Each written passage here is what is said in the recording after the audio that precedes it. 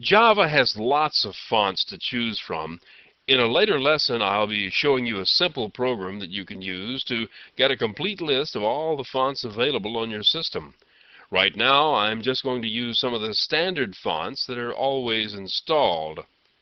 The font text class extends the canvas class to construct a window that can be used to display several lines of text in different fonts. Now, fonts are created as Java objects, so you'll need to name the font class on an import statement so the compiler will be able to find the class when you refer to it. The paint method of this class does nothing more than create a series of font objects and display the string using each one. In each case, the string displayed is a description of the font itself.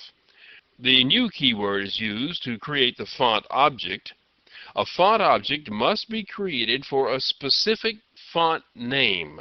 Actually, the name is that of a family of fonts because inside the family, as we'll see, there are fonts of the same name that are different size and have a slightly different appearance. The font constructor requires that you specify one of 4 possible appearances for the member of the font family that you've selected. The text can be displayed in just plain form, or it can be designated as being bold or italic. Now, it can be designated as being both bold and italic by specifying both names and placing a vertical bar between them. The vertical bar is the bitwise OR operator, and we'll be getting into all of those details a bit later. You must also select the font size. Now, this is a bit odd. Every measurement of everything displayed in a Java window is in terms of the number of pixels it takes up on the screen. Fonts, however, are specified as a number of points, and a point is 1/72 of an inch.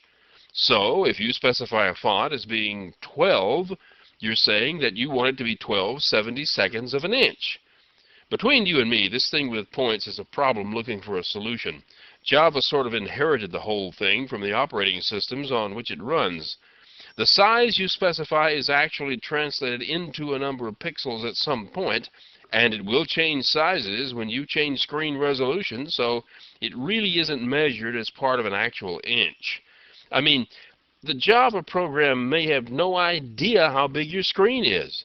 Anyway, because it's measured in points, you'll find that you have to kind of experiment with the size to get it just the way you want it. Oh well, can't have everything. The drawString method is used to actually display the string. But, if you'll see, the drawString method does not provide a way for you to specify the font. To specify a font, you must put it into a graphics object with a call to set font. The graphics object only holds one font, so you'll need to store a new one there every time you want to use a different font. Not only that, but the graphics object has its own default font already installed, and it won't remember any font that you store into it from one call of Paint to the next. This is true because you get a new graphics object every time Paint is called. To give you a fair idea of how all this works, this program selects several different fonts in different sizes. Notice this last one. This is to show what happens when you specify a font name that is completely unknown. When you do this, Java makes a new copy of its default font and uses that. This means that when you mess up the name of your font, you don't get any sort of error message. But it also means that Java will display your text even if the font you ask for is not installed. This is part of that portability thing. If you go to run your program on another machine and the font you specified happens not to be installed on that machine, your program will still run. This program runs and displays the text in the various specified fonts.